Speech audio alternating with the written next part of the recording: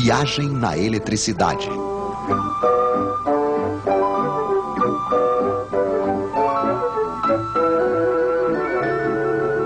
Entre menos e mais.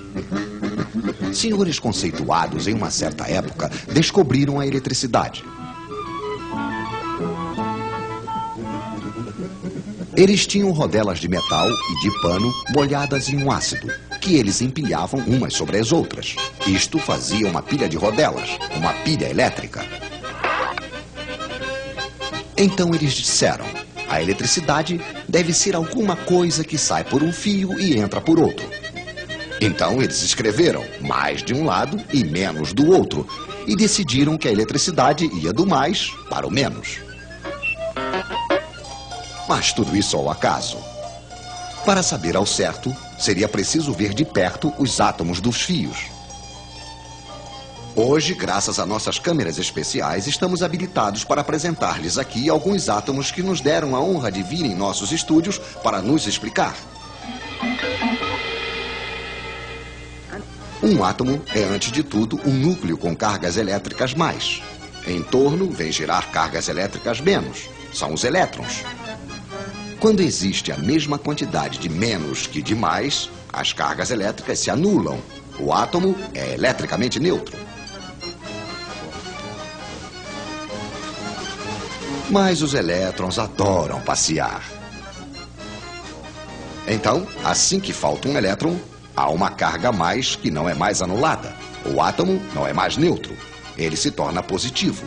E quanto mais lhe falta elétrons, mais o átomo é positivo. Ele só terá uma vontade, o átomo, claro, que é a de recuperar elétrons.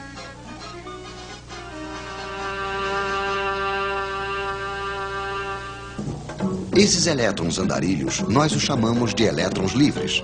Só que esses elétrons que andam ao acaso não são os que produzem eletricidade útil. Mas suponhamos que temos dois fios de cobre e entre os dois uma espécie de aspirador de elétrons.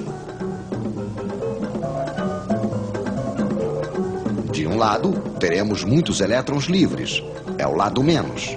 Do outro lado, faltará. Onde os átomos são positivos, é o lado mais. Existe entre os dois fios aquilo que chamamos de diferença de potencial, de volts. Por que volts? Ah, sim, o senhor que tinha inventado a pilha elétrica se chamava Sr. Volta. E quanto mais elétrons faltar de um lado, maior se torna a diferença de potencial, mais volts há. Ao longo dos fios, os átomos certamente só terão uma vontade: recuperar os elétrons que estão no outro fio. Vamos deixar os elétrons passarem. Vamos fazer-lhes uma passagem, mas estreitíssima. O filamento de uma lâmpada, por exemplo. Então os elétrons se precipitam, se pressionam, se empurram. Os átomos do filamento ficam atrapalhados. Esfrega, esquenta, produz luz.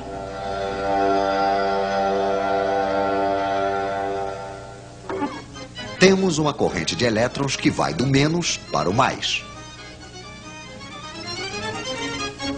Pois é, os nossos senhores se enganaram de direção.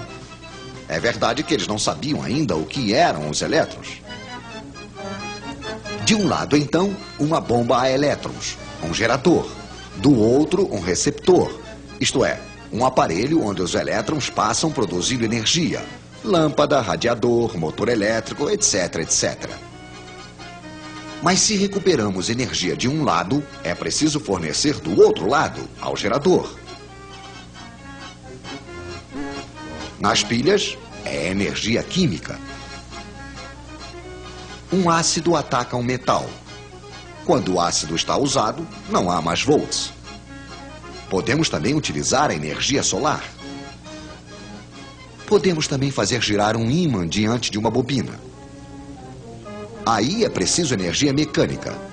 É um pouco desse modo, porém mais complicado, que é fabricada a eletricidade que chega na casa de vocês. Mas não tentem saber onde está o mais e onde está o menos. É uma corrente que muda de sentido o tempo todo, a corrente alternada. Mas voltaremos a falar disso.